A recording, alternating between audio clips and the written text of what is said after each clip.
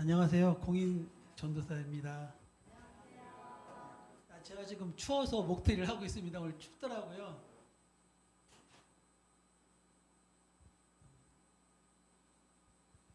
먼저 기도 먼저 드리겠습니다. 하나님 감사합니다. 이 시간 고백되어지는 것이 공인 안에 있는 공인이 아니라 공인 안에 있는 예수 그리스도가 전해지며 이 고백을 통해 하나교회의 성령의 바람, 치유의 바람, 사랑의 바람이 일어나기를 기도합니다. 앞으로 공인은 예수 그리스도의 복음을 전하는 공인 전도사로 화평케 하는 자로 살겠습니다. 이 모든 영광을 하나님께 돌려드리며 예수 그리스도의 이름으로 기도드립니다. 아멘.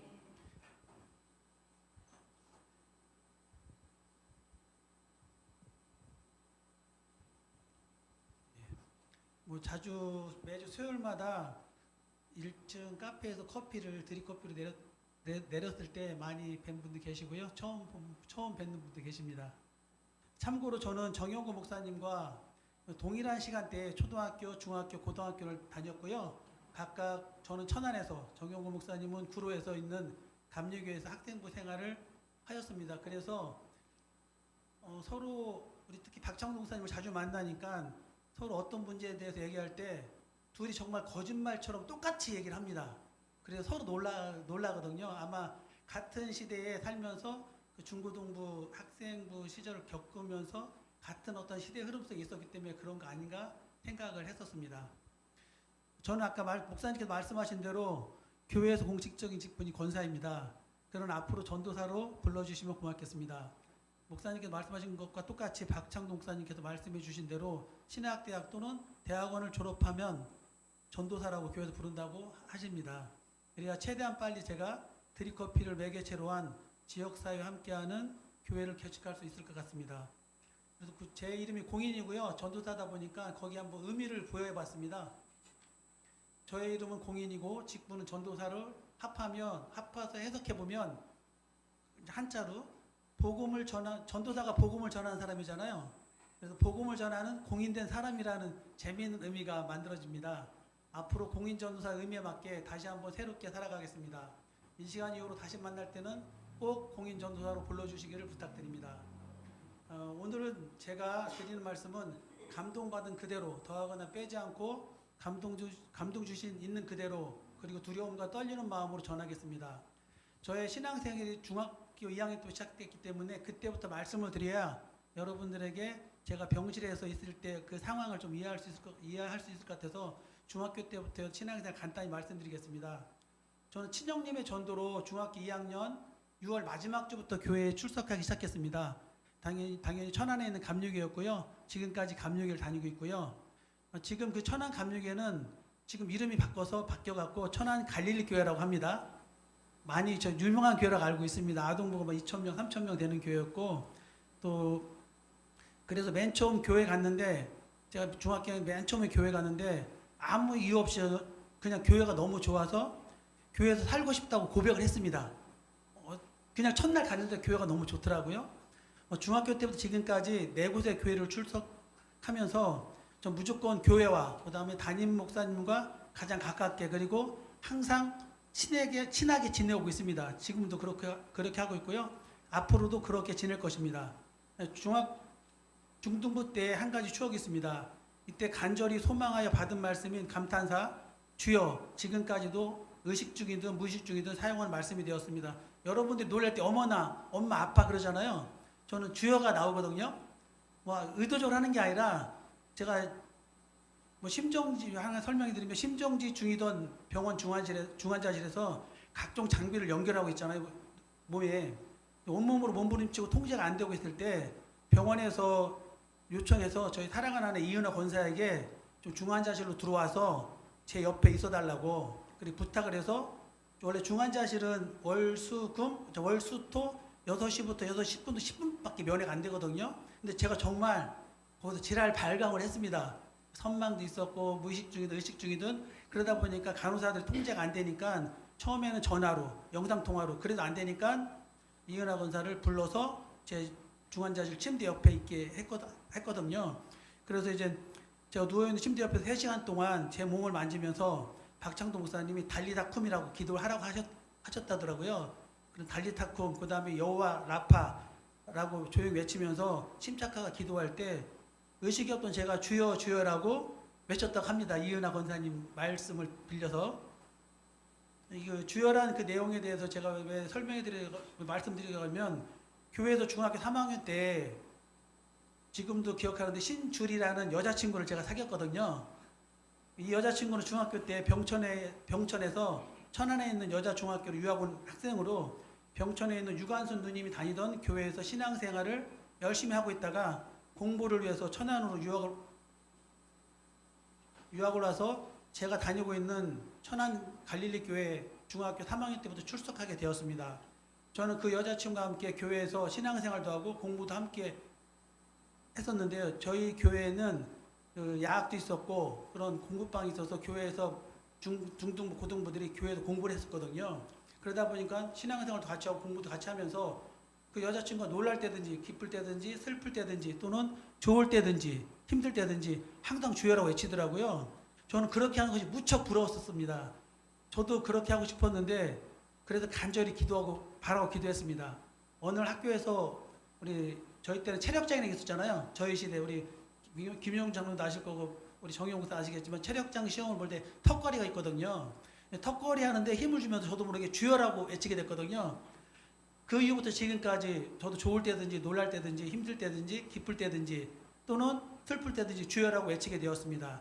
아마도 중환자실에서 저희 아내가 저의 몸을 만지면서 달리다쿰 여호와 라파 할 때 저도 모르게 주여라고 외친 것 같습니다. 저는 기억이 없습니다. 이은하 권사님이 말씀해 주셔서 아는 거고요. 오늘 간증 제목처럼 사명이 있는 자는 결코 죽지 않는다. 그 사명을 이룰 때까지. 이 사명은 하나님께서 주신 사명이겠죠. 이번 심정지로 인한 죽음에서 다시 살아온 것도 이 말씀 때문이라고 생각합니다. 이 말씀은 제가 교회 고등부 시절 임원이었던 친구들 5명 있었거든요. 저만한 또래였던 나이도 같고 키도 똑같은 5명이 교회 안에서 신앙생활도 하고 또 공부도 하면서 자주 나눴던 말씀입니다. 사명자는 결코 죽지 않는데 그 말 뜻은 몰랐지만 그냥 외쳤거든요. 그러던 어느 날 1985년 정확히 기억하는데 8월 15일 날 저희 교회에서 고등부 체육대회가 있었는데 저는 봉사부장으로 제가 다니고 있는 천안고등학교에서 체육대회를 준비하는데 부족한 것이 있어서 고등학교에서 교회까지 직선거리는 한 1.5km 정도이고 약 한 10도 내지 15도 정도 내리막길이었거든요. 5분, 2분이 갈 수 있는 거리라 자전거 페달을 열심히 밟아서 가고 있는데 오른쪽 먼 곳에서 포니2 아시죠? 택시요? 포니2 택시가 달려오고 있었습니다. 좀 더 빨리 달리면 제가 지나갈 수 있을 것 같아서 열심히 자전거 페달을 밟고 가는데 택시가 저희 자전거 뒤를 추돌한 사고가 발생했습니다. 여러분도 아시겠지만 자동차가 자전거나 오토바이를 뒤를 추돌하면 자전거나 오토바이 탄 사람은 날아가거든요. 날아가서 떨어져서 머리가 부딪혀서 내진탕으로 죽거나 뒤로 떨어져서 척추가 끊어지는 바람에 마비가 되거든요. 근데 이제 저도 그랬었는데 그때 놀라운 일이 벌어졌었거든요. 그래서 지금 살아있는 거고요. 세 번째로 산 거예요, 사실은요, 제가 요번. 근데 두 번째로 믿음도 별로 없었지만 그냥 교회가 좋았고 교회에서 살고 싶었던 저에게 하나님이 주신 특별한 사명이 있겠지만 그 사명이 뭔지도 모르는 저에게 택시에 추돌하면서 저의 몸은 2, 3m 정도 높이로 날아가서 한 5m 정도 거리에 있는 배수로로 떨어져 머리로 쳐박히는데 정말 누군가 두 팔로 저의 어깨를 감싸지지 않아서 땅바닥에 저희 두 발을 탁 세워주는 것이었습니다. 그래서 전혀 아무 데 다친 데 없었고요. 이때 저희 같이 체육대회 준비하던 고등부 1학년 여학생들이 이 장면도 목격했었고 저는 놀랐지만 택시한테 다가가서 죄송하다 하고 바로 교회에서 볼일을 보고 체육대회 장소로 가서 체육대회를 무사히 마치고 저녁에 교회에 와서 맛있는 음식을 해먹고 그날 일은 아무 생각 없이 지나갔습니다. 얼마 후에 자전거 사고 났던 것이 생각났습니다. 정말 사명이 있는 자는 그 사명을 이룰 때까지 결코 죽지 않는 걸까? 이때 저를 안아준 것은 우리 박창도 목사님 표현으로 설명한다면 천사가 안아주고 세워줘서 아무데도 다친 곳 없이 저를 지켜준 것이라고 생각이 들었습니다. 이스라엘 민족에도 이런 일이 있었습니다. 애굽에 의박이 떨어질 때 이스라엘 사람들이 살고 있는 고센 땅엔 아무런 피해가 없었던 것을 알고 계시죠? 그런 것처럼 저 또한 저에게 그런 일이 있었던 거고 그래서 사명이 무엇인가 고민했었고요. 그러던 나에게도 죽을 뻔한 사고에서 천군천사의 도움으로 아무데도 다친 곳이 없다면 특별한 사명이 있다는 것인데 그러면 뭐가 특별한 사명일까 생각하다가 감신대학교에 들어가서 나도 목사가 되는 거야 라고 생각을 하게 되었습니다. 만약 이때 제가 감신대학교에 들어갔으면 정용거 목사님하고 같은 학번이거든요. 같이 신학을 공부했을 텐데 자신이 없었습니다. 막상 고3 학력고사 끝나고 감신대학교에 가려고 했는데 확신이 없었습니다.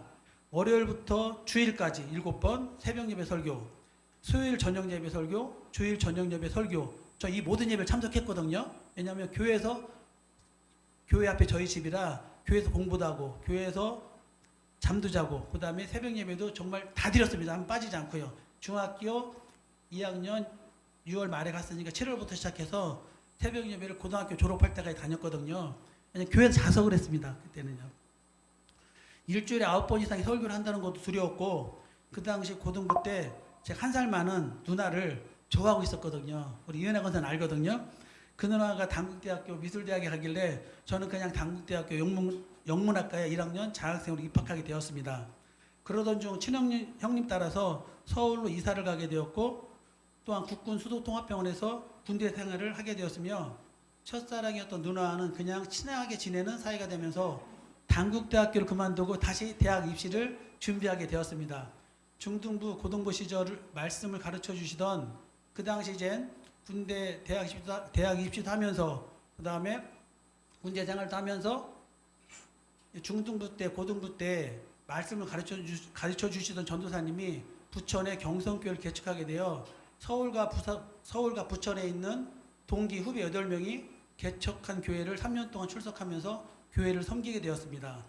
그러던 중 고등부에서 함께 신앙생활을 했던 그냥 여자 사람 친구인 남민경 씨한테 중앙대학교 의과대학 교수님이 중앙대학교의 대학부에서 말씀을 전하는 말씀 테이프를 받아서 들으면서 너무나 말씀에 있어서 우리 박창동 목사님, 정영 목사님만큼 그분 평신도 권사지만 말씀 해석과 적용에 있어서 놀라운 감동과 은혜를 받았습니다. 그래서 다시 입시를 준비하고 있던 저는 중앙대학교 교회 대학부를 가고 싶어서 중앙대학교 사범대학 교육학과를 2년 장학생으로 입학하게 되었습니다. 대학교를 가고 싶어서 게 아니라요. 그 대학부를 가고 싶어서 중앙대학교를 입학했습니다. 저는요. 그 당시 중앙대학교는 감리교단에 소속되어 있었지만 초교파적으로 운영하면서 교회와 학교 내부에서는 여러 가지 문제가 발생하고 있었습니다. 우여곡절 끝에 대학부 회장이 되면서 중학교 때부터 지금까지 감리교인이었던 저는 소속 목사인 박정호 목사님을 대학교의 담임 목사와 대학부 담임 목사로 세우면서 앞으로 대학교에는 감리교회 교리와 장경에 따라 운영한다고 선언을 했습니다. 그 인연으로 박정호 목사님과 자주 만나는 사이가 되었고 졸업 후에도 중앙대학교 총무처에서 근무하고 결혼도 하게 되어 저 이은하 권사와 저희는 박정호 목사님 부부와 일주일에 3회 또는 5회 이상 자주 만나는 아주 친밀한 관계가 되었습니다. 저는 아까 말씀드렸잖아요. 중학교 때도 그렇고 또 중앙교회에서도 그렇고 하늘빛교회에서도 그렇고 저는 교회와 담임 목사님과 무조건 친하게 가깝게 지내는 게 제 원칙입니다. 그래서 이때도 그 박정호 목사님 부부와 저희 부부가 일주일에 3번에 5번 만나면 거의 매일 만나는 겁니다. 만나서 저녁도 먹고 얘기도 하고 그런 관계가 되었고요. 그런 인연으로 거기에 정영구 목사님 계셨죠. 그때는 많이 몰랐을 때였고 박정호 목사님과 교회 활동과 동작지방 활동을 함께하게 되었고 탕독교회 문제로 지방에서 정영구 목사님, 박창동 목사님도 알게 되었습니다. 그러던 중 중앙대학교회는 학교에서 쫓겨나 흑석동으로 교회를 옮겼고 재개발 사업으로 교회를 이전하게 되면서 사랑의 교회와 1년, 영도교회와 3년 통합을 위해 함께했으나 서로의 의견이 맞지 않아 통합이 깨지게 되었고 중앙교회는 서대문 지방으로 이사를 가게 되었습니다. 통합하는 과정 속에서 제 아내는 사랑의 교회, 영도교회, 중앙교회에서 많은 상처를 받게 되었습니다. 그때 저는 하나교회로 오고 싶었어요. 사실은요. 하나교회로 오고 싶었는데 제 아내가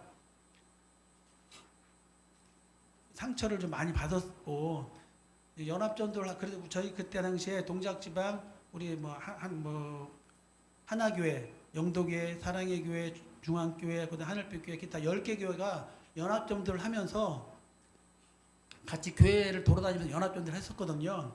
하늘빛 교회 장로님, 권사님, 집사님과 친했던 저희는 제 아내가 빨리 쉽게 적응할 수 있는 하늘빛 교회로 출석하게 되었습니다. 하늘빛 교회에 출석하면서 교회와 박창동 담임 목사님과 가깝게 지내게 되었을 때 어느 날 제가 박창동 목사님께 우연히 말씀을 드렸습니다. 어떤 생각을 가지고 말씀드린 게 아니라 그냥 제 안에 감동이 있었기 때문에 말씀드린 게 뭐냐면, 박창동 목사님, 저는 이곳에 사명이 있어서 온 것 같습니다. 아마도 그 사명은 목사님의 은퇴를 준비하는 것 같습니다라고 말씀을 드렸고, 이 사명 이야기는 2년 전에도, 지금으로부터 1년 전에도 똑같이 박창도 목사님께 말씀을 드렸어요. 아마 박창도 선생님이 까먹었을 거예요. 근데 요 내용이 제가 사고 난 것, 죽었던 것과 관련이 가장 크기 때문에 설명을 드리는 겁니다. 하늘빛 교회 출석하면서 성경 공부도 하고 목요일마다 이루어지는 목회자 성경 공부도 하면서 박창도 목사님한테 말씀을 배우게 되었고 많은 것을 깨닫게 되었습니다. 또한 일주일에 4, 5일 박창도 목사님과 만나면서 많은 말씀을 배우게 되었고 많은 이야기를 나누게 되었습니다. 그러던 중 작년부터 저희 교회의 이제 후임자 문제 때문에 좀 시끄러워지다가 청빙위원회를 만들자고 해서 작년 2024년 9월에 당회에서 담임 목사 후임자 선정을 위한 청빙위원회가 만들어지면서 교회에는 많은 헛소문이 퍼지게 되었고, 교회 성도들은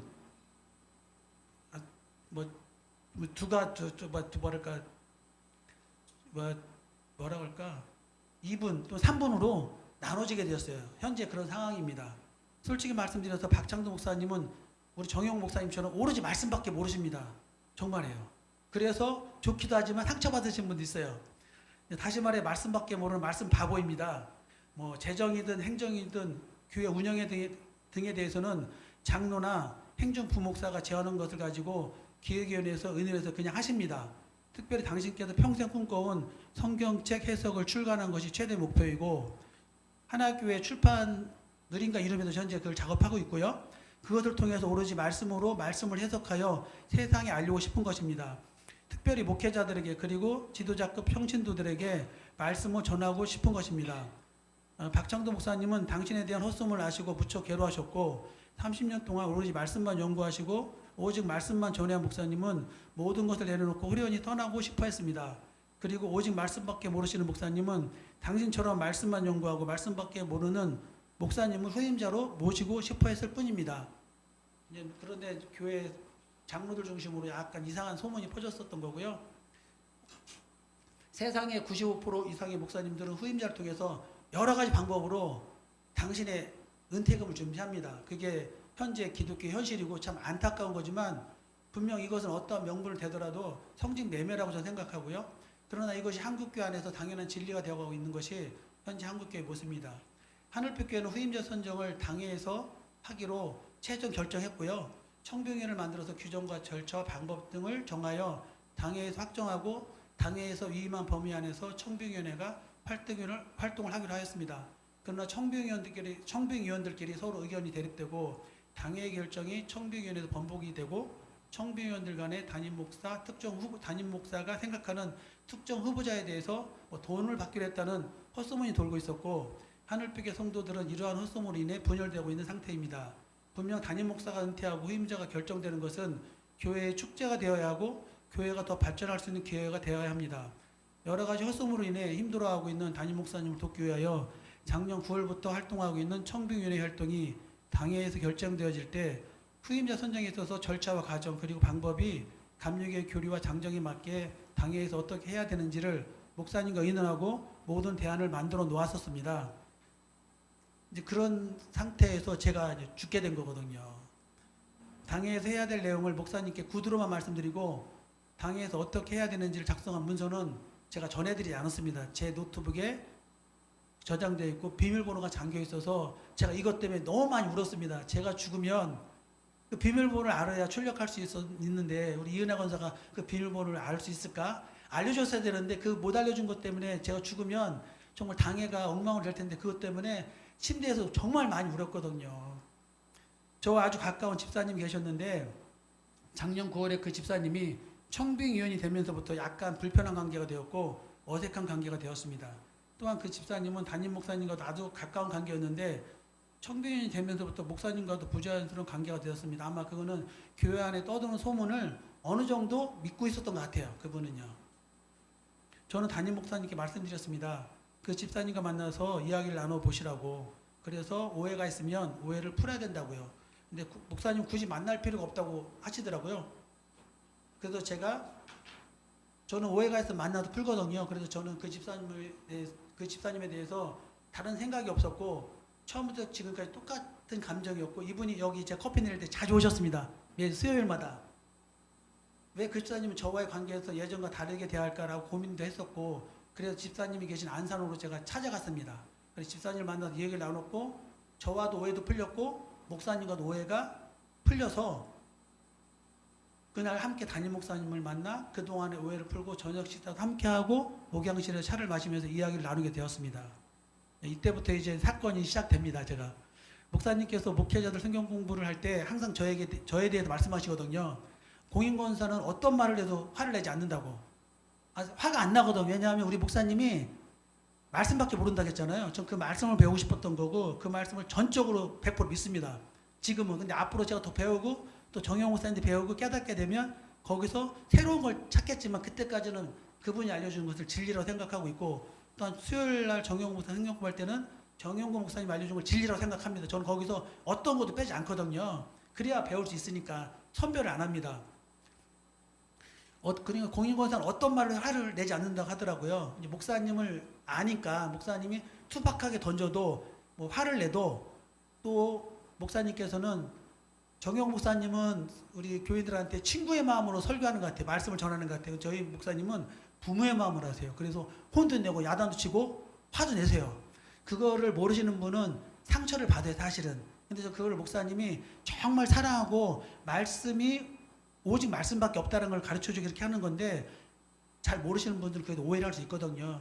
그걸 알고 있기 때문에 화를 안 냈었던 건데, 근데 이제 그 목사님 마음을 알기 때문에 제가 기분이 상하거나 서운해하지 않았는데, 표현이 거칠다고 말씀드렸잖아요. 근데 그러나 그날은 목사님께서 저에게 혼을 내고 야단을 치는데, 또 옆에 계셨던 두 분도 어느 여자 성도하고 그 집사님이 같이 함께 저를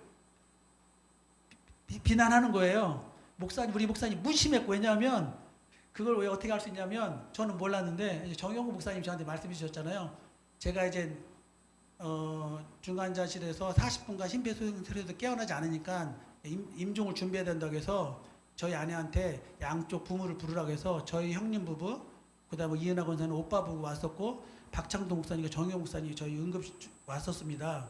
그때 이제 왔다가 돌아가면서 박창동 목사님이 정영 목사님한테 자기가 너무 심했나? 그 얘기 하시더라고요. 저는 무슨 말인지 알아듣잖아요. 정영 목사님 몰랐었고. 그 뒤에 알아들었겠지만 너무 심했나? 아마 그런 말 처음 하셨을 거예요. 박창동 목사님이. 그날 하여튼 박창동 목사님 저에게 하신 말씀은 다른 때는 이해가 되는데, 이날은 목사님도 제가 한 거 다 알아요. 그 다음에 그분하고 오해도 풀어준 것도 알아요. 근데 그날은 저한테 무지하게 혼을 냈습니다. 하여튼간. 그게 정말 제 심장에 정말 비수를 꽂은 거예요. 그래서 저는 집에 와서 아내에게 말했거든요. 교회 옮기고 싶은 마음이다. 그러나 그럴 수는 없었습니다. 왜냐하면 제가 당에 사고자 하는 것은 하나님과 약속한 것이고 교회를 위한 것이기 때문에 옮기고 싶은 마음은 단순히 그때 가슴이 너무나도 아파서 한 말이었고요. 그런데도 목사님과 집사님 그리고 여자 성도님이 하신 말씀이 저에게는 너무나도 아팠습니다. 정말 앞으로 열릴 당회에서 아무것도 하고 싶지 않은 마음이 들었습니다. 원래 제가 이제 학교에서 그 당회 때 회의 때 제가 학교 운영위원회 운영장을 10년 했고요. 운영위원회 연합회에서 5년 동안 사무처장 일을 했었거든요. 그래서 회의 때는 그 누구보다도 회의법을 잘 알기 때문에 어차피 청빙위원들이 잘못한 것을 당회 때 회의법으로 가지고 그거에 대해서 반박을 하게 되면 설득할 수 있다고 생각하고 있고 확신을 가졌거든요. 그런 마음으로 제가 이제 당회 때 아무것도 안 하겠다. 목사님 한번 마음대로 해보시라. 그 집사님하고 오해를 품분하고 그런 마음이 있었거든요. 그런 마음으로 1월 26일 날 설날 연휴 첫째 주일, 첫날이죠. 주일이요. 그날 제가 교회에서 떡국을 끓였거든요. 300인분을요. 저희 교회는 크리스마스 날, 추석날, 설날 밥을 안 줘요. 제가 그랬지 목사님한테 목사님 부처님 오신 날도 절에서 밥을 주는데 예수님 생신날 밥을 왜 안 주냐고. 그러다 보니까 교인들이 밥을 안 주니까 200~300명이 그냥 싹 가버려요. 그러면 크리스마스도 그렇고 명절 때도 그렇고 썰렁해요 교회가. 목사님 그런 날은 자원을 받아서 식당 봉사하는 사람도 쉬어야 되지만 자원을 받아서 하시면 문제 없습니다. 그렇게 말씀드려서 금년부터는 자원을 받기로 주부에 광고가 해서 저와 이은하 권사님 그다음에 저와 함께하는 동행 선교회라는 부부 중심의 어떤 모임이 12명 있거든요. 그분들이 하기로 했었어요. 대부분이 성가대 하다 보니까 저와 이은하가 준비하고 떡국을 끓이고 있었는데요. 그때도 그런 마음을 가졌거든요. 제가 너무나 마음 아팠기 때문에 당회 때 아무것도 안 할 테니 목사님과 집사님 마음대로 해보라고 제가 중얼거렸거든요. 주방에서 떡국을 끓이는데 그때 순간 제가 쓰러질 뻔했거든요. 그게 심정지 전조 증상이 되었더라고요. 근데 이제 바로 중얼거렸어요. 얼른요. 그냥 떡국을 끓여야 되잖아요. 알았어요 하나님 할게요. 당회 때 준비한 것을 바로 할게요. 라고 외쳤거든요. 정말이요. 그러니까 그러다 보니 휘청대 보니 정상으로 돌아왔고 떡국을 무사히 끓이고 교인들한테 떡국을 맛있게 제공했습니다. 근데 또 다음 날이 또 문제입니다. 1월 27일 날 연휴잖아요. 제가 한 가지 저는 이제 자비량 목회를 하기 위해서 대리기사도 하고 그 다음에 여름엔 에어컨도 하고 에어컨 청소도 하고 그렇게 하고 있거든요. 다음날 저녁에도 집에서 참 인간은 나약한 존재이고 이기적인 존재인 것 같습니다. 이날도 갑자기 목양실에서 받은 상처가 생각나면서 당회 때 아무것도 안 하겠다고 또 생각을 했어요. 갑자기 속이 울렁거리면서 변기에 대고 먹은 건 없는데 정말 그렇게 토해본 적 없거든요. 변기에다 3번을 너무 많이 토하고 그 다음에 설사도 하고 변기를 저는 기억 안 나지만 이은하 권사님이 이제 태어났을 때 그 일을 하더라고요. 변기에 부여잡고 또 그랬다더라고요. 알았어요 하나님 할게요. 당회 때 주면 바로 할게요 라고 했으니까 저는 진정되고 편하게 그날 잠을 이루었거든요. 3일 후에 1월 30일 제가 심정지로 쓰러지는 날입니다. 6시경에 집에서 대리 일을 하려고 해서 대리기사 어플을 켜놨거든요. 상태 간식을 먹으면서 쉬고 있는데 저희 상암동에서 물레동 가는 대리콜이 뜨길래 잡아서 저희가 10단지인데 9단지에서 콜이 떠서 잡고 9단지로 가서 한 가족 3명 엄마 아빠 딸을 태우고 물레동으로 가고 있었고요. 또 속으로도 그날 목양실에 받은 서운함과 받은 상처가 또 생각나면서 당회 때 아무것도 안 하겠다고 생각을 했습니다. 참으로 인간은 나약한 존재고 벌써 2번씩이나 하나님의 뜻과 교회의 뜻을 거역하겠다고 해서 혼나고 그것도 금방 잊어버리고 3번째 또 하나님의 뜻과 교회의 뜻을 거역하겠다고 생각을 하게 되니 아마도 하나님께서 이런 저를 죽여서라도 깨닫게 하시려고 이번 심정지 사건을 계획하신 것 같다고 생각합니다. 양평동 코스코쯤 지날 때 갑자기 가슴이 답답하고 속이 메스꺼워지면서 양쪽 어깨가 엄청나게 뻐근해지더라고요. 그래서 운전하는 것이 너무 힘들었지만 그래도 안전하게 고객을 물레동 아파트 지하 주차장에 주차를 마치고 1층 편의점에 있는 편의점에서 소화제 드링크 2청소와 생수를 구입하여 마시고 공원에 있는 벤치에 앉아서 어깨와 허리를 대고 스트레칭 하는데도 답답한 가슴과 메스꺼운 속 양쪽 어깨의 뻐근함이 없어지지 않고 계속되어 빨리 집에 가서 쉬어야겠다고 생각하면서 서울시에 따릉이 자전거 있는 거 아시잖아요. 공유 자전거 따릉이 타고 물레역으로 가서 물레역에서 2호선 타고 합정역에 가서 6호선으로 갈아타고 집에 가야겠다고 생각을 하고 깨어나 보니 연세대학교 세브란스 병원 중환자실이더라고요. 그때 이은하를 제가 불러달라고 고래고래 소리 최초의 기억입니다. 양쪽 손가락과 팔목이 새까맣게 정말 이 손과 팔목이 까맸습니다. 왜냐하면 묶여있는 상태에서 제가 정말 온 힘을 다해서 발악을 했거든요. 저 죽고 싶지 않다고. 깨어나 보니 심정지조차 기억이 없었고 눈에 보이는 것은 오른쪽에 성경 말씀이 한번 세브란스 병원 중환자실 가면 오른쪽에 성경 말씀이 있고 앞에는 투명 유리창에 스테인리스에 되어 있는 상태에서 칸막이가 있더라고요. 영화에서 보면 동해 같은 거 보시면 장기 적출하는 장면이 나옵니다. 전 사이비 종교 집단에서 장기 적출을 해서 장기 밀매하는 것으로 인식하고 죽고 싶지 않다고 하면서 이은하를 불러달라고 2시간 동안 제가 아주 발악을 했습니다. 제가 이은하만큼 믿을 수 있으니까. 근데 이제 제가 자전거를 타고 물레역 가서 합정에 갈아타고 생각했잖아요. 근데 생각만 기억나고 자전거 탄 것부터 지하철 탄 것까지는 그때부터 기억이 싹 없거든요. 만약에 제가 자전거 타고 공원에서 스트레칭에다 쓰러졌으면 그냥 그냥 비명 객사했을 거고, 자전거 타고다 만약에 넘어졌으면 심정주로 길거리에서 인도에 차도와 인도 경계선에 부딪혀 죽었을 거고, 또 지하철 계단 내려가다 떨어졌으면 머리 부딪혀도 아마 내사 상태가 됐을 겁니다. 근데 다행히도 2호선 합정역에서 6호선 갈아타는 가장 가깝고 사람 많이 내리는 곳이 9-3이더라고요. 거기에 제가 탔었나 봐요. 내리다가 제가 쓰러지니까 사람들이 잡고 바로 소생술 하고 119에 전화를 하니까 119가 합정역 4번 출구 바로 앞에 있습니다. 그분들이 바로 와서 저를 싣고 제 핸드폰으로 이은하 권사한테 공인씨 의식이 10분째 신분 정도 있었으니까 공인씨 심정이 쓰러졌는데 의식이씨 연세 세브란스 병원으로 갑니다 하고 갔거든요. 그래서 만약에 제가 그 곳곳에서 그 중간중간 곳에서 쓰러졌으면 아마 여기서 자리 못 봤을 거예요 아마요.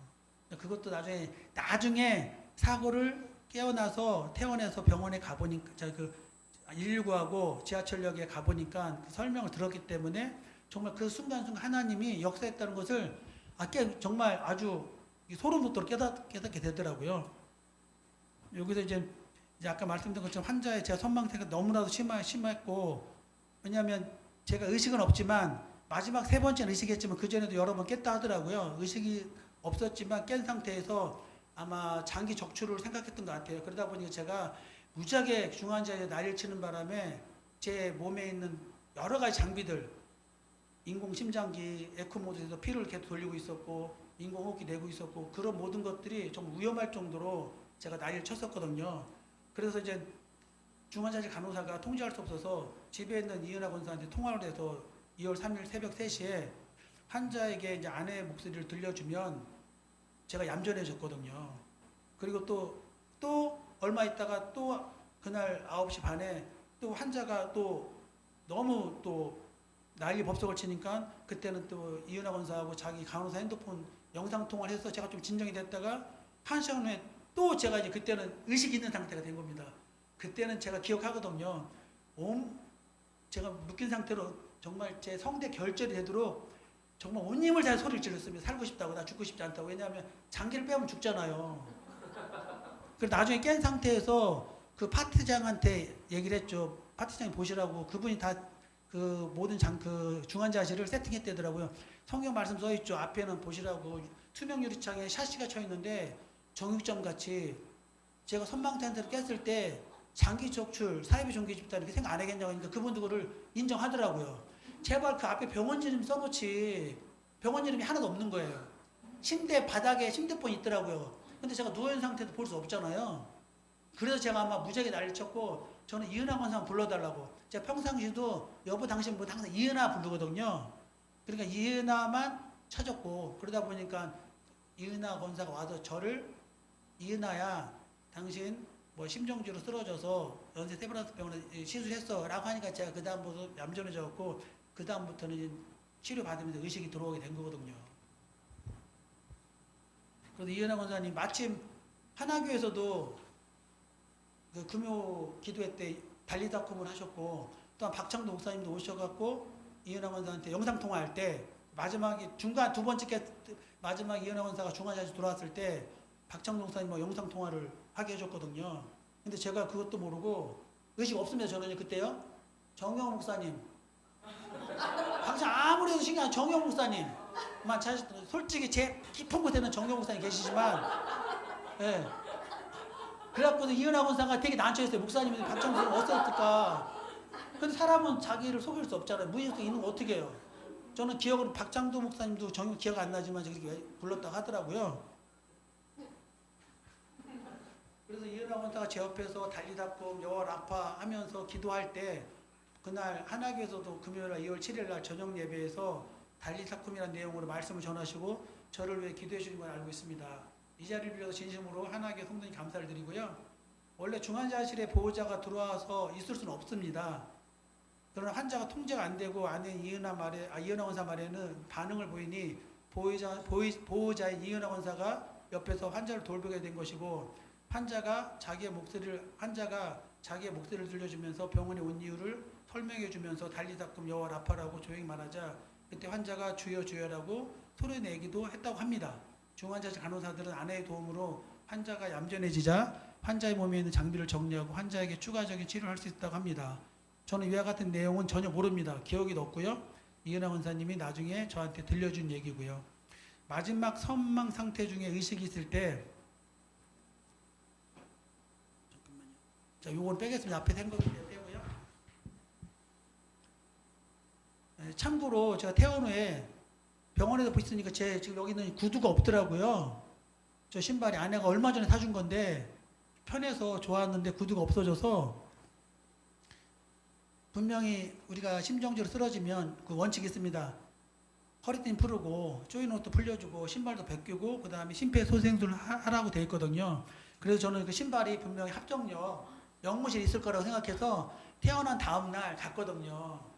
가서 119 안전센터도 가고 합정역 영무실을 찾아가서 심정지 사고 경위를 그때 다 알게 되었습니다. 그래서 뭐 지하철 9-3이고 시간도 그날 7시 51분부터 7시 50분 사이에 쓰러졌고, 그래서 연세 세브란스 병원 거기에 들었거든요. 이제 그다음에 이제 사랑하는 아내 이은하 권사로부터 태원에 들은 이야기로 정말 태어나서 들으면서 정말 둘이 너무 많이 울었어요. 왜냐하면 몰랐던 내용을 너무 많이 알게 되니까. 그래서 제가 이은하 권사님한테 부탁을 했죠. 제가 한 다음에 당신이 한 10분 안쪽으로 얘기해주면 더 좋겠다. 왜냐면 제 얘기가 아니고 본인 얘기잖아요. 저는 전해 들은 얘기를 제가 그냥 감정 없이 그냥 하는 거니까 그보다 아내가 직접 해주는 게 좋을 것 같아서 제가 이제 같이 했으면 좋겠다 불렀고요. 합정역에서 갑작스 심정 쓰러지고 의식이 있는 상태에서 연세 세브란스 본관 응급실에 왔지만 심장이 제대로 움직이지 않아 40분 동안 심폐소생술도 하고 제세동기를 통해서 심장을 다시 살리려고 했지만 심장이 정상적으로 움직이지 않았습니다. 그래서 지금도 아직 많이 아프고요. 왜냐면 너무 여기 60kg 되시는 남자분이 올라가서 40분 동안 계속 했거든요. 다행히 갈비뼈는 안 부러졌고요. 그리고 제세동기를 하니까 전기 충격하니까 여기가 아직도 많이 아팠고, 병원에 있을 때 중환자리에 있을 때는 재채기만 하면 막 기절할 정도로 아팠거든요. 지금은 재채기해도 살만합니다. 그래서 병원에서 골든타임을 놓쳤기 때문에 본관 응급실에서 본관 뒤에 있는 심장혈관 병원으로 환자를 이송하는 중에 담당 주치에 있는 보호자 이은하 권사에게 이제 임종을 준비하라고 했던 거고요. 그래서 형님 부부, 오빠 부부, 정영 목사님, 박창도 목사님 오게 됐던 거고요. 심장혈관 3층에서 수술실에서 이제 심장 조영술을 통해서 심장 혈관이 막혀 있는 걸 확인하고 심장 혈관에 카테터를 삽입하고 오랜 시간 동안 심장이 움직이지 않아 환자의 온몸에 있는 피를 빼서 산소와 이산화탄소 등을 공급하고 다시 환자 몸에 피를 넣는 에크모 장비를 연결하였습니다. 이게 인공 심장 기계라고 하더라고요. 에크모 장비는 환자를 살리기 위해서 필요하지만 부작용으로 이제 기계다 보니까 혈전이 생긴다고 하더라고요. 혈전이 생겨서 돌아다니다가 뭐 뇌 쪽이든 몸에 어디를 막으면 막을 수도 있고, 또 에크모 장비로 환자의 피에 산소를 공급하지만 머리 위까지는 절대로 산소가 안 간다고 합니다. 그래서 너무 오래 해도 내사가 되고 너무 작게 할 수는 없고, 이제 그것 때문에 많은 고민을 하면서 이런 위험이 있다고 하더라고요. 또 혈관이 막히면 뇌에 됐든 심장이 됐든 어디에 막히면 또 그걸로 인해서 이제 사망할 수도 있고, 그래서 환자가 만약 살아도 내사 상태가 되거나 식물인간이 될 수도 있다고 또 이은하 권사한테 알려준 거거든요, 의사가. 그래서 이런 상태에서 정말 이은하 권사님이 저 핸드폰에는 비번이라든가 락이 안 걸려 있거든요. 그래서 거기는 단체방에 다 글을 올렸습니다. 그래서 이제 100여 명의 목사님들이 기도해 주시고 수백 명의 하늘빛교회 교인들과 또 수십 명의 하나교회 교인들, 그리고 안산 빛나교를 다니고 있는 형님 부부 교인 수백 명, 그 다음에 처제가 LA에 있는데 LA에 있는 주님의 영광교회 한 2천여 명 교인들이 저희 회복을 위해서 기도하였다고 합니다. 이렇게 많은 목회자분과 성도분들이 기도하게 된 것은 아까 말씀드린 저희 핸드폰에 있는 여러 개의 카톡방에 아내가 저의 상태를 알리면서 기도를 요청하기 때문입니다. 하나님께서는 모든 분들의 기도를 들으시고 또 아직 저에게 남겨진 사명이 있기에 하나님께서 저를 살리셨습니다. 하나님께 영광을 돌려드립니다. 중환자실에서 의식이 돌아왔을 때 몇 번의 선망 상태가 있었고, 그러면서 의식이 돌아왔을 때 가장 먼저 든 생각은 첫째 아내가 보고 싶었고요, 둘째 새 딸이 보고 싶었고, 그 다음에 셋째 박창도 목사님 보고 싶었습니다. 그리고 내가 만약 여기서 죽는다면, 그때 전 정확한 상태를 모르니까 누워서 죽는데 어떻게 하지 하면서 아내도 3명의 딸들도 전혀 걱정을 생각을 안 했어요. 걱정을 하는 게 아니라 생각을 하지 않았습니다. 아내하고 딸한테 미안하지만 오로지 박창도 목사님에 대해서만 걱정을 했습니다. 왜냐면 그래도 너무나도 많이 눈물을 흘렸거든요. 아까 말씀드린 대로 후임자 문제 때문에 청빙위원회에서 이제 임의대로 마음대로 하는 거에 대해서 안타까움이 있어서 당회 때 그것을 결정하는 거고, 당회 때 그것을 대비하기 위해서 준비했던 화의를 제가 목사님한테 구두로 말씀드렸지만 문서를 안 보여드렸거든요. 근데 우리 목사님은 구두로 말씀드리면 다 잊어버려요. 문서로 드려야지 보고 기억을 하시더라고요. 그거를 출력해서 드렸어야 되는데 못 드린 것 때문에 정말 울었고, 정말 이은하 권사가 왜냐하면 컴퓨터 비밀번호를 알아요. 윈도우 비밀번호 아는데 한글 파일에다가 또 한 번 제가 비밀번호를 걸어놨거든요. 교회에서 가끔 작업할 때 열려있을 때 볼까봐, 만약에 다른 사람들이 그래 비밀번호 걸어놨는데 그걸 못 풀면 어쩌나 해서 그것 때문에 나 죽으면 이은하 권사가 풀어서 보여줘야 되는데 그게 정말 아팠거든요. 이게 저한테는 현재 가장 큰 문제였기 때문에 가장 많은 걱정을 했던 거고요. 그리고 태어나고 집에 왔는데 우리 둘째 딸이 그러더라고요. 아빠는 목사님과 당야만 걱정하고 딸들이 결혼하는 것을 못 보는 것에 대해서는 걱정하지 않았냐고 묻더라고요. 제가 약간 직설적이거든요. 딸들이 서운하지만 아무 걱정하지 않았다고, 생각을 안 했다고. 그냥 오로지 하늘빛교회 하늘빛교회와 박창도 목사님에 대해서만 걱정을 했다고 이야기했습니다. 사실대로 얘기를 해야 되잖아요. 거짓말을 할 수가 없어서. 또한 중환자실에서 완전히 의식이 돌아온 상태에서 머리로 생각을 해봤습니다. 심정지가 와서 연세 세브란스 응급실과 중환자실에 지낸 5일 동안 기억은 없지만, 이때는 제가 기억이 없는 상태거든요. 머릿속으로 기존에 지난 일들 온전히 생각을 해보니까 온전히 생각이 나는 것으로 보아 머리로 인식하는 데는 아무런 문제가 없던 것을 알게 되었고, 침대에 누워서 눈물을 흘리면서 하나님께 감사의 기도를 드렸습니다. 저를 죽여주셔서 감사합니다. 그리고 아무런 문제 없이 다시 살려주심을 감사드립니다. 오늘 말씀처럼 갈라디아서 2장 20절, 내가 그리스도와 함께 십자가에 못 박혔나니 그런즉 이제는 내가 사는 것이 아니요 오직 내 안에 그리스도께서 사시는 것이라. 이제 내가 육체 가운데 사는 것은 나를 사랑하사 나를 위하여 자기 자신을 버리신 하나님의 아들을 믿는 믿음 안에서 사는 것이라. 또한 또 디모데후서 4장 7절, 나는 선한 싸움을 싸우고 나의 달려갈 길을 마치고 믿음을 지켰으니. 또 고린도전서 15장 31절, 형제들아 내가 그리스도 예수 우리 주 안에서 가진 바 너희에 대한 나의 자랑을 두고 단언하노니 나는 날마다 죽노라. 이런 바울의 고백처럼 사단 마귀와 바울과의 싸움이 아니라 바울 자신과 바울 안에 있는 예수 그리스도와의 싸움입니다. 나를 버리고 내 안에 계신 예수 그리스도로 살아갈 때 내가 하나님의 기쁨이 되지만, 언제 툭툭 튀어나올 줄 모르는 내가 주인이 돼서 내 안에 계신 예수 그리스도보다 앞서서 살아갈 때는 온갖 시련과 환난을 겪습니다. 내 안에 있는 공인이 죽어야지만 예수 그리스도로 살아갈 수 있습니다. 바울은 선한 싸움을 싸웠습니다. 예수 그리스도를 만나고 죽은 줄 알았는데 어느새 보니 내 안에 내가 부활해 있으며 예수 그리스도를 자꾸 이기려 하고 있습니다. 그래서 또 죽고 또 죽고 이러한 선한 싸움을 평생 살아가다 달려왔기를 마쳤습니다. 우리가 교회는 다니지만 예수 그리스도를 믿으면서 시련과 환난이 오는 것은 내가 날마다 죽고 예수 그리스도 살아가야 하는데 그렇지 못하기 때문입니다. 이번 심정지 사건으로 더 제가 사명도 깨달았지만, 이번 심정지 사건으로 가정이 다시 회복되어지는 기회가 되었습니다. 중환자실에서 12일간 누워있으면서 많은 눈물을 흘렸습니다. 저는 눈물을 안 흘리거든요. 하품할 때하고 목사님 설교 들을 때 제가 안구 건조 쪽이 있어서 눈물을 흘리거든요. 근데 이번 게 안구 건조 쪽이 치료된 것 같아요. 정말 많이 울었고, 화요일날 퇴원했는데 12일 만에 다음날 수요일날 교회 갔거든요. 정말 교회 가서 찬양하는 게 너무 기뻐서 너무나 많은 눈물을 흘렸거든요. 아마 이 와이프가 처음 봤을 거예요. 울는 거예요. 제가.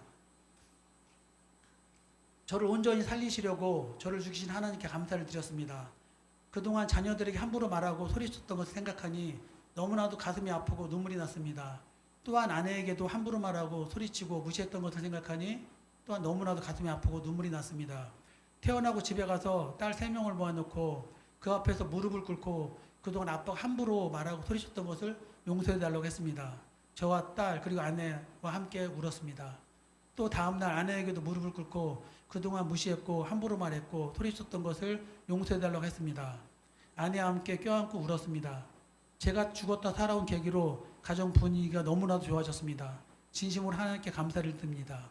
이번 심정지로 인한 죽음에서 다시 살아난 것은 하나님의 계획 속에서 하나님께서 맡기신 사명이 있기에 온전히 그리고 완벽히 다시 살리신 것입니다. 공인 자신과 공인 안에 있는 예수 그리스도와 선한 싸움을 통해 나를 버리지 못하고 예수 그리스도보다 앞서서 나 자신이 주인으로 살겠다고 고집을 피울 때 하나님께서 저에게 2번의 경고를 하셨는데도 깨닫지 못하고 3번째로 저를 죽이셨던 것입니다. 그래서 머리부터 발끝까지 새로운 영으로 채워주셨다고 생각합니다.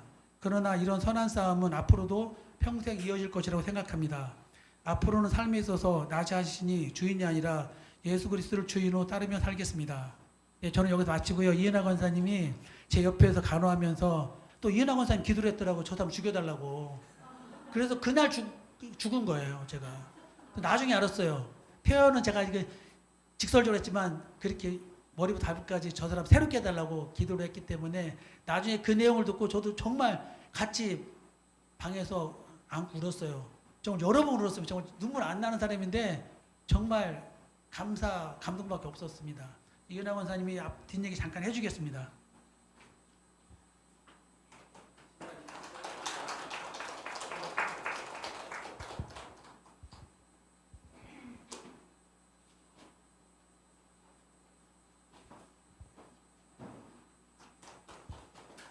안녕하세요. 하늘빛교회 이윤아 권사입니다. 남편 병원에 중환자실에 있을 동안에 하늘빛교회 교우분들뿐만 아니라 하나교회 교우분들이 함께 같이 기도해 주셨던 그 시간들이 너무나 감사드립니다. 고맙습니다.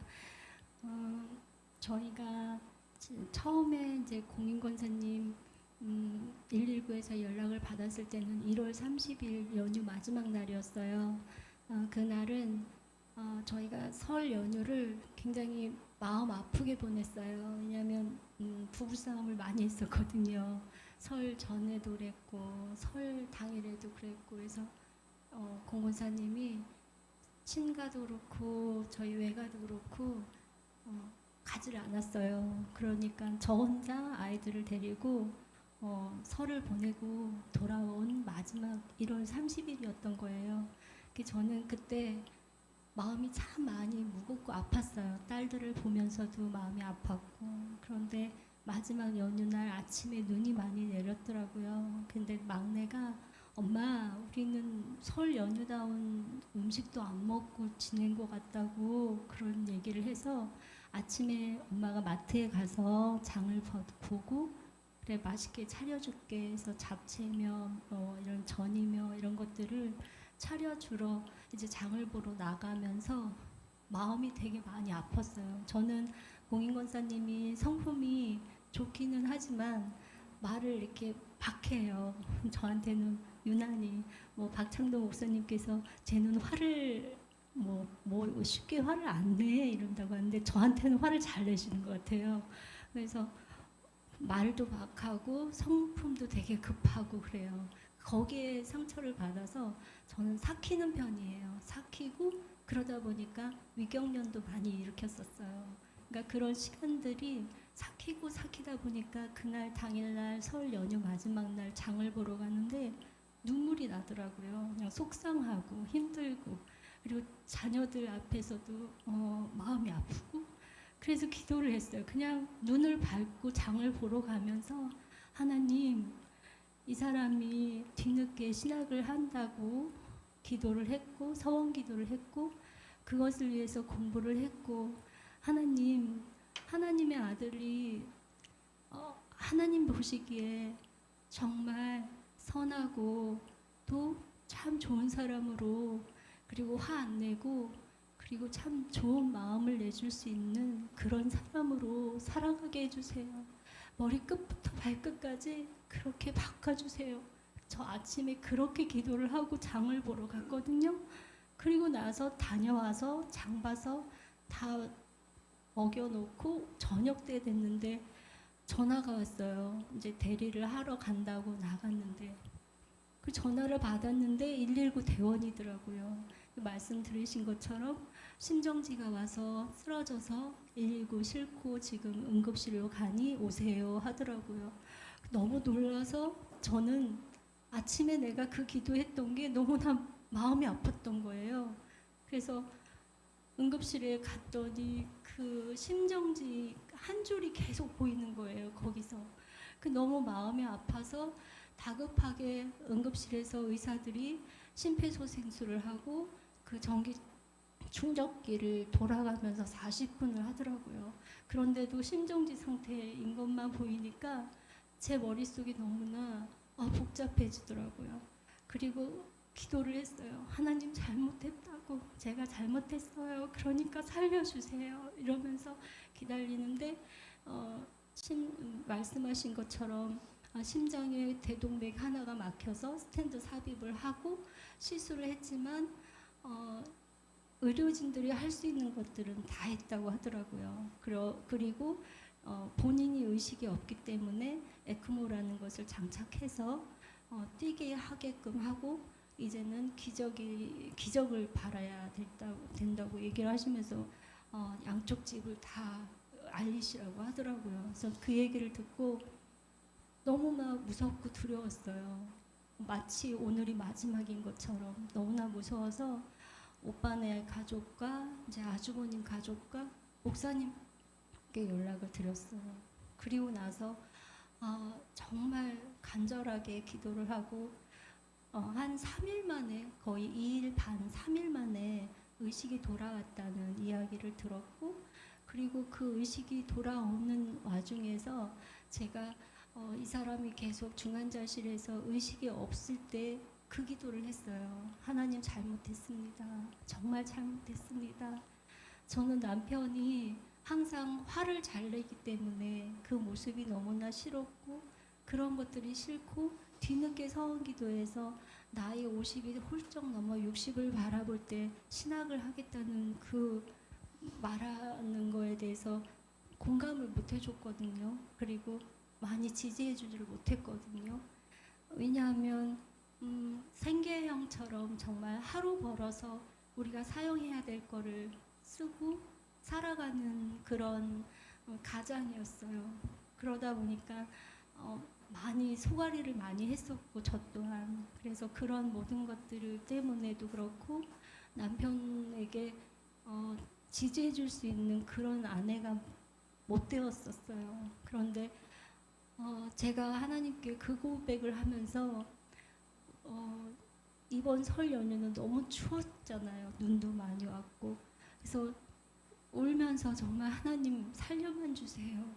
살려만 주시면 제가 이 사람이 하고자 하고 하나님의 아들로 섬기며 살겠습니다. 그러니 머리끝부터 발끝까지 다시 살아서 하나님의 귀한 사역을 해낼 수 있게끔만 도와달라고 살려주세요 하고 엄청 기도를 했어요.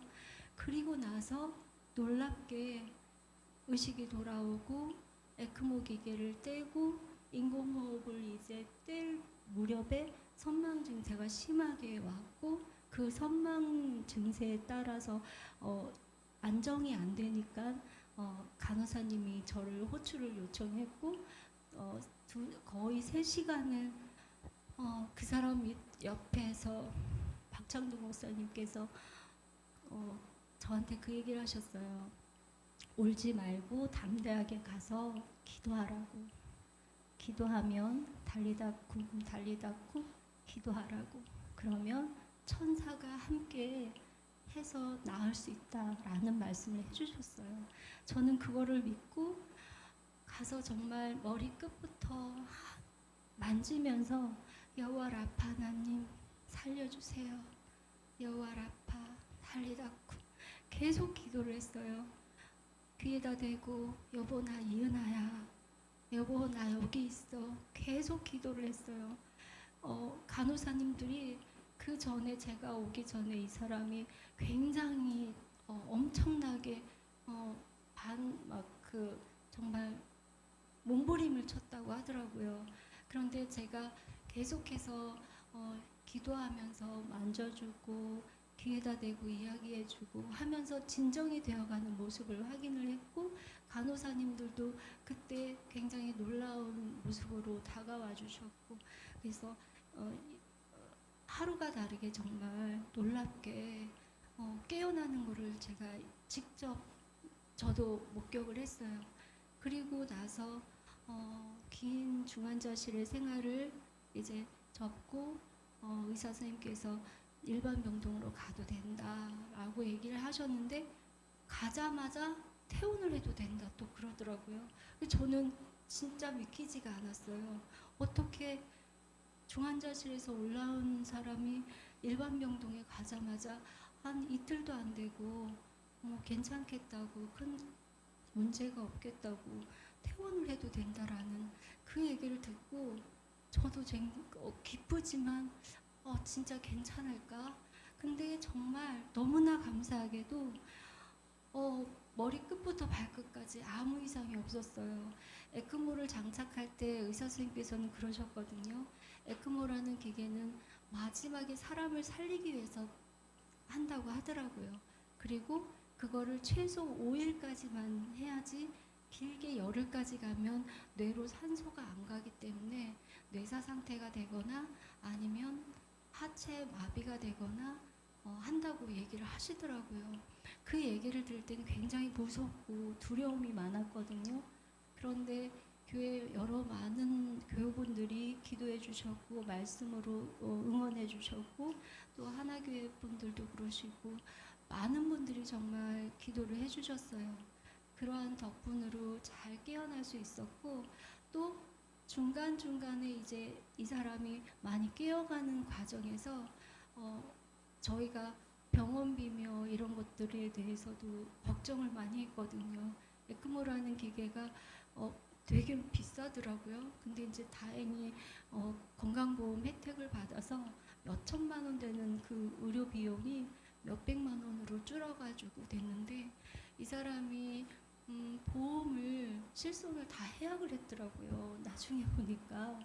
그래서 이걸 어떻게 해야 되나 그러면서 되게 많이 걱정을 했는데, 저희 큰딸이 직장 생활을 다니고 둘째 딸도 이제 대학을 졸업해서 사역을 하고 교육 간사로 사역을 하고 아르바이트도 하고, 막내도 이번에 대학을 입학하면서 아르바이트를 하고, 그러니까 이 딸들이 엄마 걱정하지 마, 내가 이렇게 보탤게, 내가 이렇게 보탤게, 그렇게 보탠다는 말을 하더라고요. 그런데도 그 금액이 감당이 안 될 것 같고 두려워서, 제가 현재 이제 초등학교 초등 돌봄교실에서 근무를 하고 있어요. 근데 퇴직금을 먼저 조금 어떻게 받아볼까? 별 생각을 다 해가지고 알아도 보고 막 두렵더라고요. 걱정도 되고.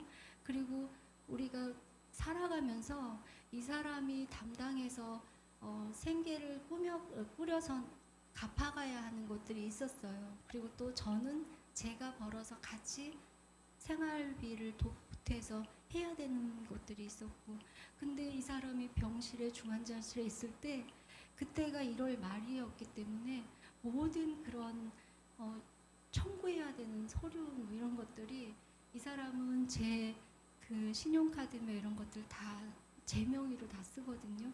그게 다 날라오는 거예요. 그러니까 병원비와 막 이런 것들이 막 오는데 너무 두렵고 걱정이 되면서, 남편의 이 빈자리라는 것이 그 짧은 시간이었지만 이렇게 남편이 내가 못 보는 것 같고 그런 걸로 맨날 구박을 했거든요, 저는.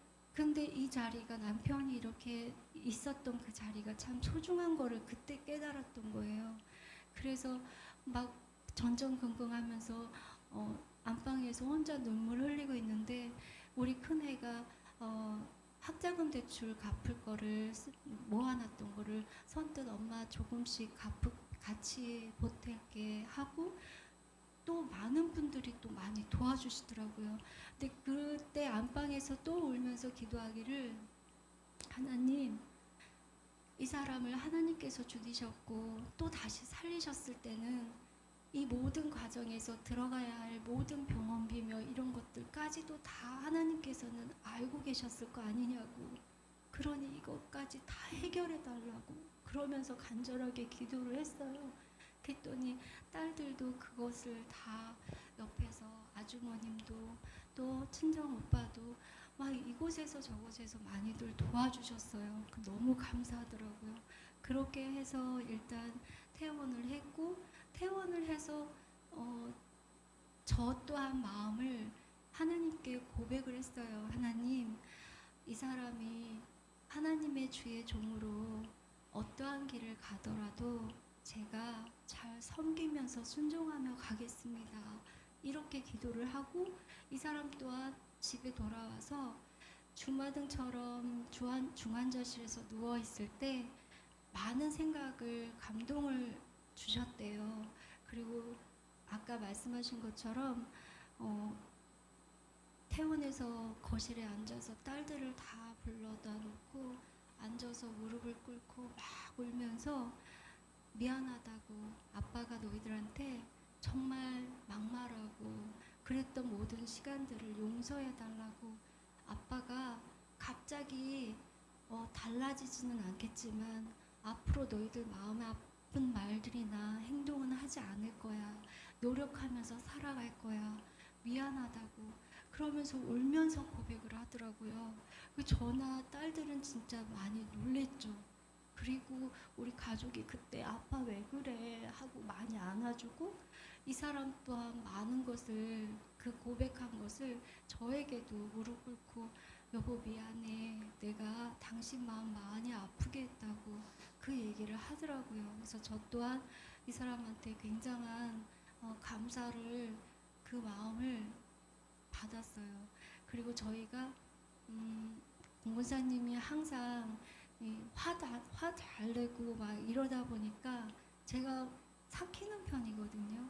그걸 표현을 잘 안 하고, 그리고 또 아까 이야기하신 것처럼 대리운전을 하다 보니까 밤과 낮이 틀리잖아요. 그래서 편안하게 자라고 그냥 안방을 내주고 제가 거실에서 자던 딸 방에서 자던 이렇게 서로 같이 자는 일이 3년 이상 넘게 같이 잠을 안 잤어요.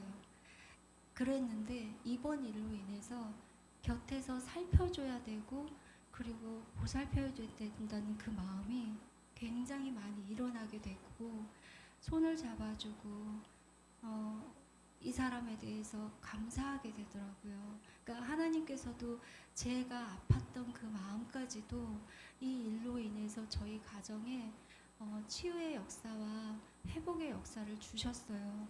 그리고 저는 교회 안에서 전도 폭발이라는 그것을 듣고 있어요. 과정을 1단계부터 5단계. 그거를 듣기 이전에는 매주 금요일마다 교회 주변에 나가서 전도지를 전했었어요. 근데 그 전도지를 전할 때는 그냥 건사니까, 그리고 금요일 날 해야 되니까 그냥 의무감으로 했었거든요. 그리고 그냥 금요 예배를 마치고 돌아오고 그런 시간들을 보냈었는데, 전도 폭발 1단계, 2단계 지금 하고 있는데 1단계 때 하나님 저는 잘 모르겠다고, 제가 이 전도 폭발을 하면서 저는 바라는 게 딱 하나가 있어요. 하나님과 저와의 관계예요. 저는 하나님과 저와의 관계가 회복되기를 원해요. 저는 그렇게 기도를 하면서 그 전도 폭발을 1단계를 시작을 했어요.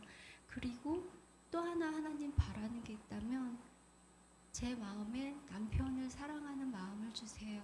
그리고 우리 가정에 자녀들과 남편과 가정이 먼저 회복하게 해주세요. 그거를 기도했거든요. 그래야 제가 더 신이 나서 전도를 할 수 있을 것 같아요. 저는 그 전도 폭발 1단계, 2단계 할 때 계속 그거를 기도했었어요. 그런데 1단계를 마치고 2단계를 가는데도 딱히 나에게 주변에서 그런 일들이 일어나는 것 같지 않고, 집에서는 또 매일 남편하고 말다툼을 하고 똑같아지더라고요. 그래서 이것도 아닌가 하던 차에 2단계를 할 때 이제 이러한 일들이 일어나면서 저희 가정에 자녀들의 마음을 또 저의 마음을 만져주셨어요. 하나님께서. 그리고 저희 학교에 이제 교장님과 교감님께서 많이 기도를 해주시고 염려를 해주셨어요. 그리고 남편 때문에 일주일 휴가를 하고 다시 이제 출근을 했는데 만나는 분들한테 저도 모르게 이미 나도 예수님을 전하고 있었어요. 알고 계셨던 교사 선생님들께서도 걱정을 해주셔서 다가오셔서 이야기를 하시더라고요. 그러면 제가 이런 일이 있었어요 하니까 믿지를 않더라고요. 어떻게 이렇게 기적처럼 이렇게 깨어날 수 있지? 하고 되게 깜짝 놀래시고 우시더라고요. 그러면서 저도 모르게 하나님은 살아계셨어요. 저는 그 하나님을 저희 가정에 저희 식구와 저희 남편과 저희 딸들은 모두 만났어요. 예수님 믿으세요. 이 말이 저도 모르게 나오더라고요.